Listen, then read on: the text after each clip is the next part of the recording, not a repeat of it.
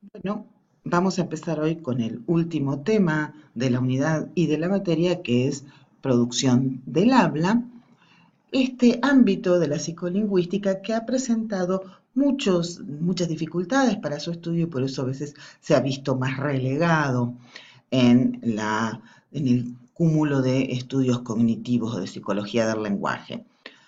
Las dificultades para su estudio tienen que ver con la gran velocidad en la que hablamos, la cantidad de palabras que somos capaces de recuperar por minuto y además en esa gran velocidad la gran complejidad de las operaciones que intervienen y entonces a veces los inconvenientes que hay para establecer en qué consisten esas operaciones y en qué orden se dan. Y además por las características del input. Ya hemos dicho que en toda tarea experimental el investigador necesita modificar o manipular determinados aspectos del input, aquellas variables que le interesa estudiar, las variables independientes, para ver de qué modo inciden en el output o resultado, la conducta resultante.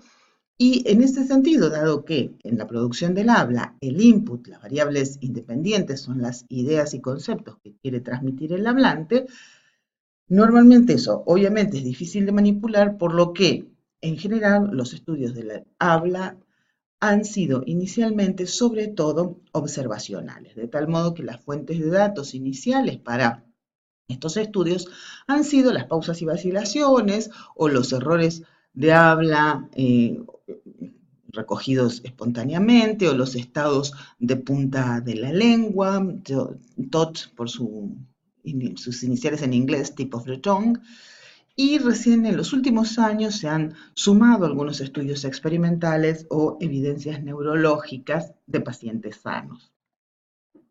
Sí, uno de los primeros aspectos que se tuvieron en cuenta para intentar explicar qué pasa en el habla fue las pausas, ¿sí? Las pausas como espacios donde se interrumpe la fluidez del habla y que tienen distintas funciones. Una función fisiológica para permitirnos respirar, una función cognitiva de planificación y una función comunicativa para facilitar la comprensión por parte del oyente. Por supuesto, a la psicolingüística le interesa sobre todo la función cognitiva de planificación, pero en las pausas suelen converger estas distintas funciones, dado que el hablante puede manipular la cantidad de aire que inspira y expira y el ritmo con que lo hace para que las pausas para la respiración coincidan con, por ejemplo, los límites entre unidades lingüísticas, que es uno de los puntos en donde predominan las pausas, o también previo a palabras poco frecuentes o transiciones poco probables de un tema o de un aspecto discursivo a otro. Se distingue normalmente en estos estudios entre pausas vacías, es decir, verdaderos silencios, y pausas llenas, que son aquellas pausas en que se interrumpe la fluidez verbal, pero se rellena con expresiones del tipo ajá, viste o cosas por el estilo. Normalmente este llenado de las pausas también cumple la función de no perder el turno de habla, es decir, mantener el turno de habla. Una de las primeras propuestas en torno a las pausas fue suponer que hay una estructura cíclica entre fases fluidas y fases no fluidas de habla, es decir, que durante la fase no fluida se haría la planificación y durante la fase fluida la ejecución de lo planificado, aunque no está tan claro que realmente tenga una estructura tan cíclica la alternancia entre fluidez y no fluidez. Otro aspecto importante como fuente de estudio para el habla y que ha sido la base para los modelos sobre producción del habla es la fuente que aportan los errores de habla o lapsus linguae. ¿Sí? Uno de los aspectos importantes en relación con los errores de habla es el hecho de que los errores de habla están, eh, están organizados o tienen características muy sistemáticas. ¿Qué quiere decir esto? Que los errores de habla no suceden de cualquier modo, no pasa cualquier cosa, ¿sí? Sino que normalmente uno puede encontrar en ellos ciertas regularidades. Eso ha permitido además clasificarlos, ¿sí? Y en función de esas regularidades, hacer suposiciones acerca de cómo es el sistema de producción del habla cuando no falla, ¿sí? Así tienen ustedes errores contextuales o errores de ordenamiento, que son aquellos errores en los que los elementos que se seleccionan para combinar en una determinada emisión se combinan erróneamente. Puede que uno anticipe un sonido o una palabra que tiene que aparecer más tarde y entonces luego la repite, o una palabra ya producida o un fonema ya producido vuelve a repetirse más adelante, que se intercambien entre sí distintas unidades o se desplacen. Hay también algunos errores un poco más raros, como las fusiones contextuales, en los que se combinan parte de dos palabras diferentes que tendrían que ir juntas en un sintagma, como por ejemplo, hay que ponerse los segurones en lugar de los cinturones de seguridad. Los errores no contextuales, por su parte, son errores que tienen que ver con la selección, es decir, al momento de ir al léxico a buscar un elemento para insertar en la estructura, se comete algún tipo de error, ¿sí? Se intercambia una palabra o un fonema por otro o una palabra por otra que tenga algún tipo de similitud o fonológica o semántica. Hay muchos corpus de habla, la mayor parte de estos eh, errores están tomados de los corpus que ha ido construyendo sobre el español del viso, salvo Pastillo, que es en realidad un error recogido por la cátedra. Es decir, los errores de habla suponen un mal funcionamiento del sistema en un momento determinado y a partir de ese mal funcionamiento uno puede hacer suposiciones acerca de cómo es el sistema cuando funciona bien. Sobre todo, como decía antes, por las regularidades que presentan estos errores.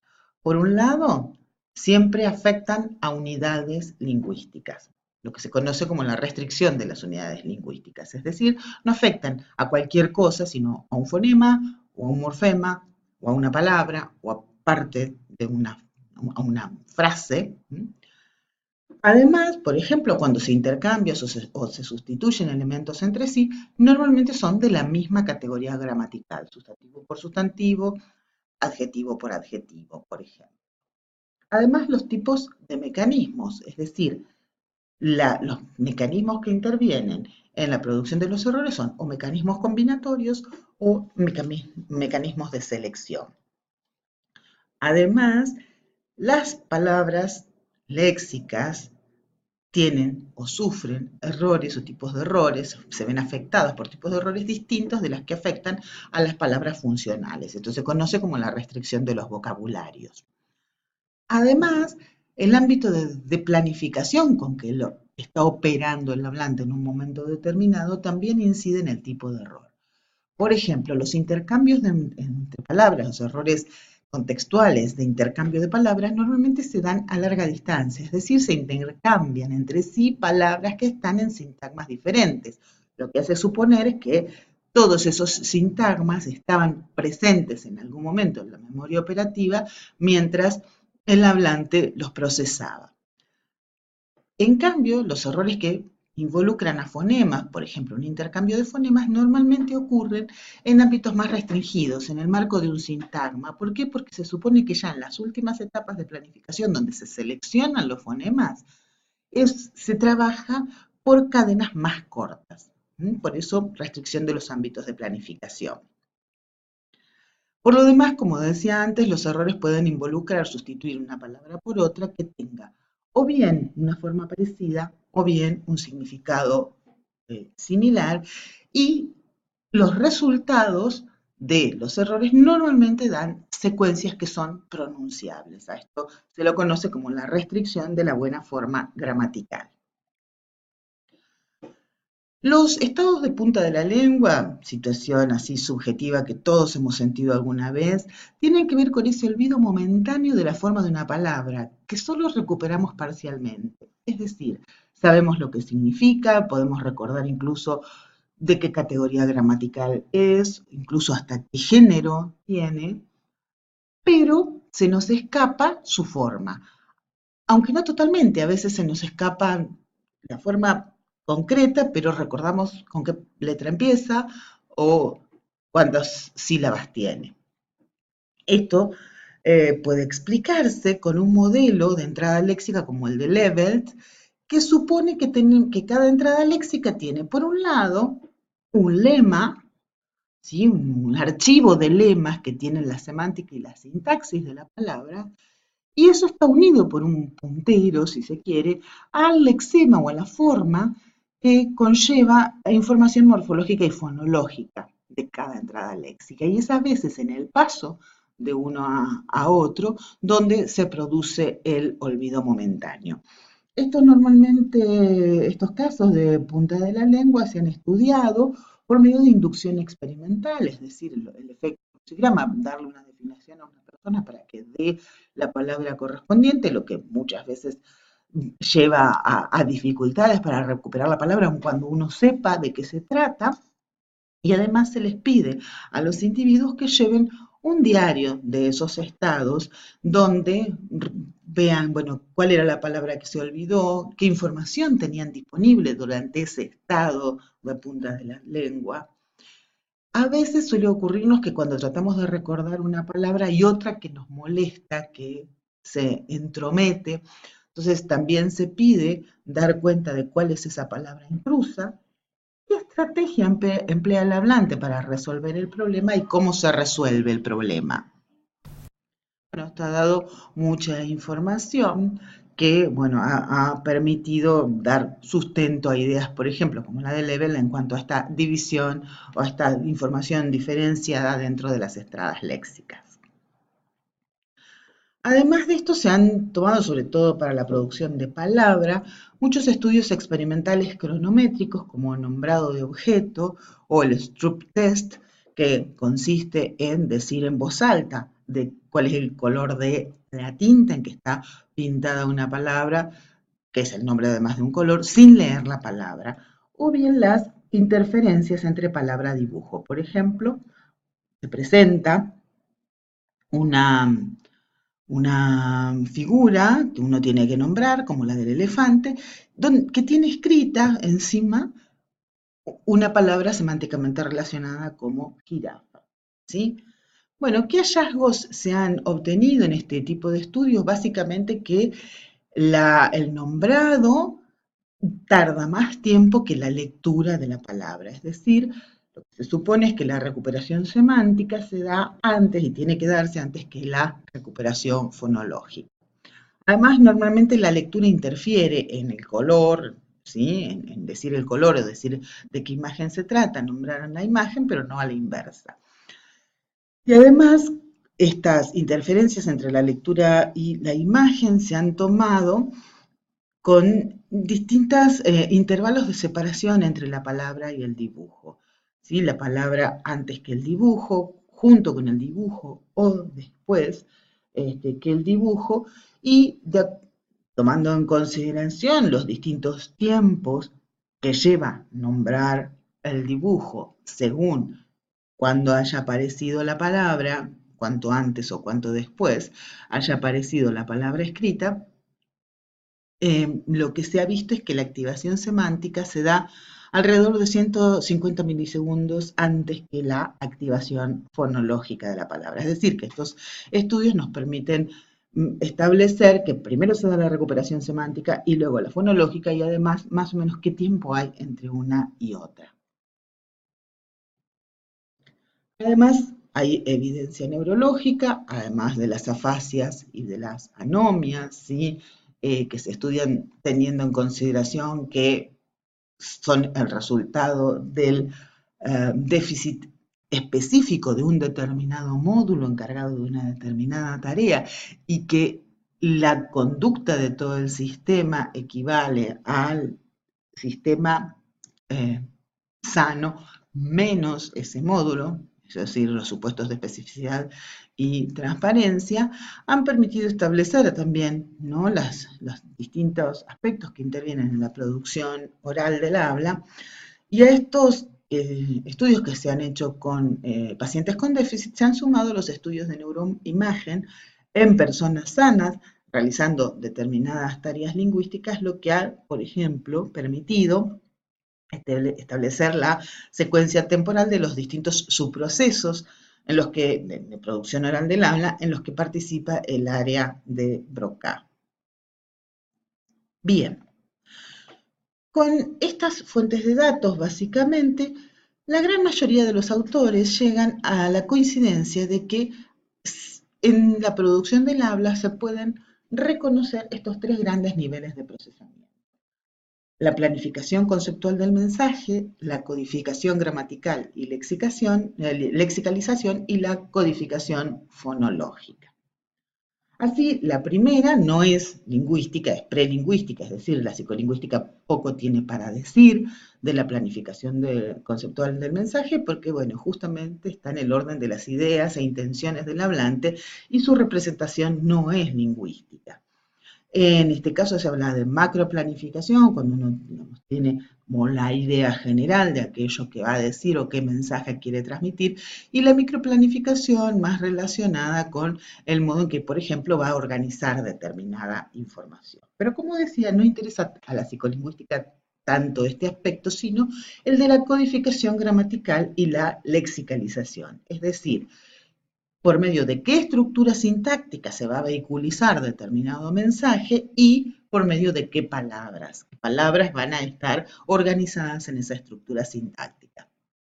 Los autores suelen discutir en, bueno, cuál de las dos operaciones ocurre primero. En general no hay acuerdo. Algunos dicen que en realidad la codificación gramatical tiene que ocurrir primero porque luego en esa estructura, en ese esqueleto se insertan las palabras, y una prueba de ello es, por ejemplo, que puede haber intercambio de palabras entre sintagmas diferentes dentro de esa misma estructura, pero otros dicen que ciertos aspectos del significado de las palabras inciden en las estructuras en las que esas palabras pueden aparecer, como es típico del caso de los verbos y su estructura temática. Ustedes tienen en la bibliografía los ejemplos de poner y dar, que justamente son verbos que por su característica trivalente requieren de ir acompañados por tres constituyentes sintácticos: un sujeto, un objeto directo, en el caso de poner un complemento de lugar, en el caso de dar un objeto indirecto, que además cada cual va a estar representado por un determinado tipo de constituyente sintáctico, o un sintagma nominal, o un sintagma preposicional, ¿sí?, según el caso.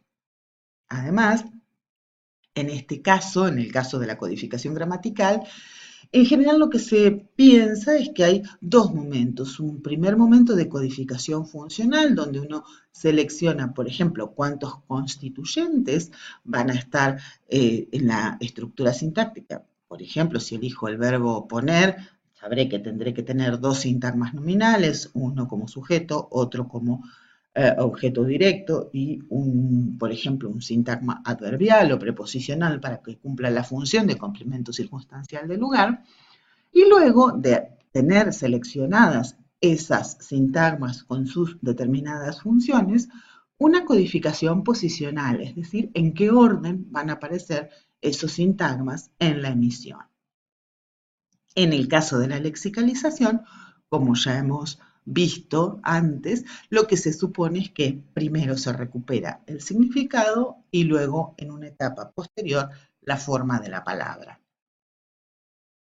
Por último, en la codificación fonológica se construye un plan fonético, es decir, cuáles serán las unidades segmentales y también las suprasegmentales que materializarán esa estructura sintáctica con su correspondiente inserción léxica, de palabras léxicas y funcionales, para luego llevar adelante el plan motor, es decir, indicar, ordenar a los órganos articulatorios que pongan en marcha ese plan fonético y pronuncien, en definitiva, la oración de que se trate.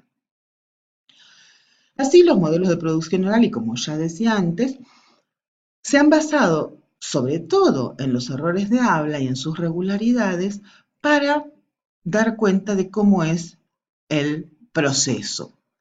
tenemos tres grandes grupos de modelos. Los modelos modulares o discretos, como el que tienen ustedes, los que tienen ustedes en la bibliografía de Garrett y de Levelt.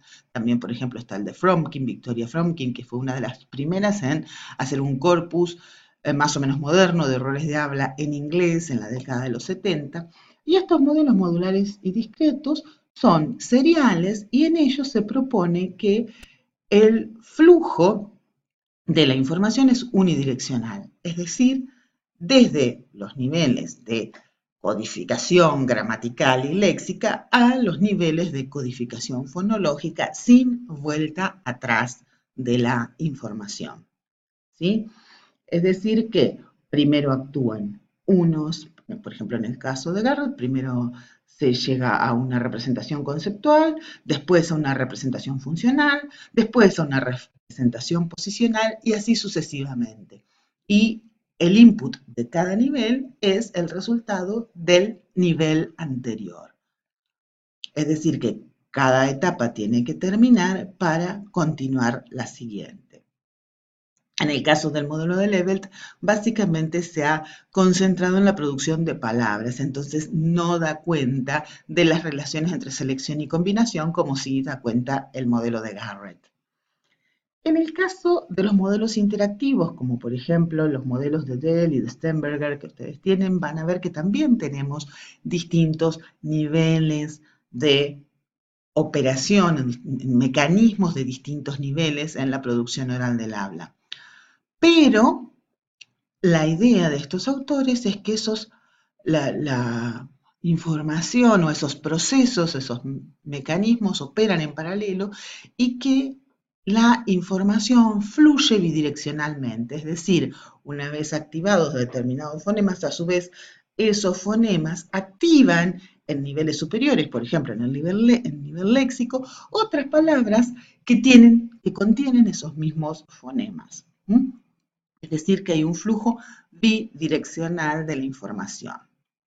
Frente a estos modelos, los modelos en cascadas, como es el de Rapp y Goldrick, comparten con los interactivos el procesamiento en paralelo, pero creen que la información solo fluye en una única dirección. Es decir, puede haber distintos niveles actuando a la vez, pero los niveles inferiores, por ejemplo, el nivel fonológico, no va a alimentar a los niveles superiores.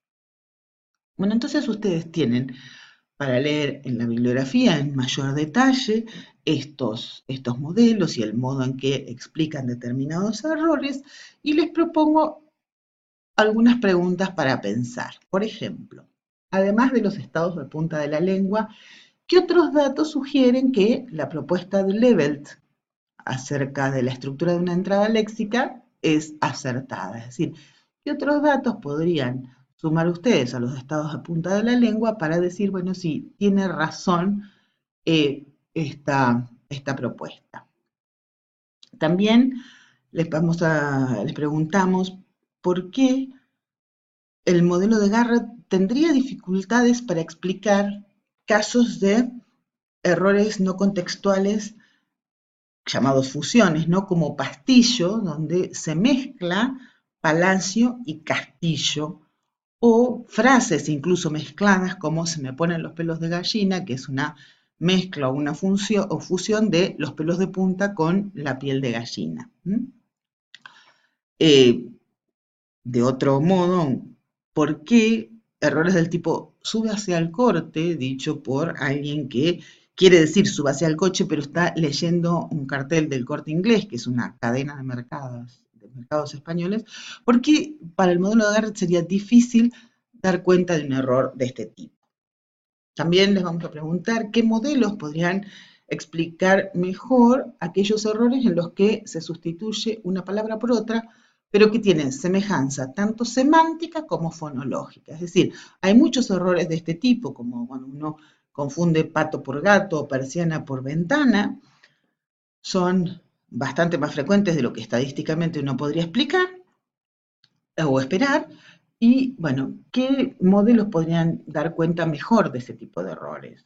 ¿O qué modelo podría explicar mejor intercambios como médica de huelgos, por huelga de médicos, O nos fumamos un medio a negras en lugar de decir un negro a medias. Bien. Y el último ejemplo que les vamos a preguntar es, bueno, ¿qué modelo da cuenta mejor de casos como no te apresures con los trámites del divorcio, digo, de la adopción? ¿Mm? Fíjense, traten de mirar con detalle los errores y ver, bueno, cómo se podrían explicar o qué modelos podrían explicar mejor cada uno de estos casos. Bueno, esa es la lectura obligatoria, nada más.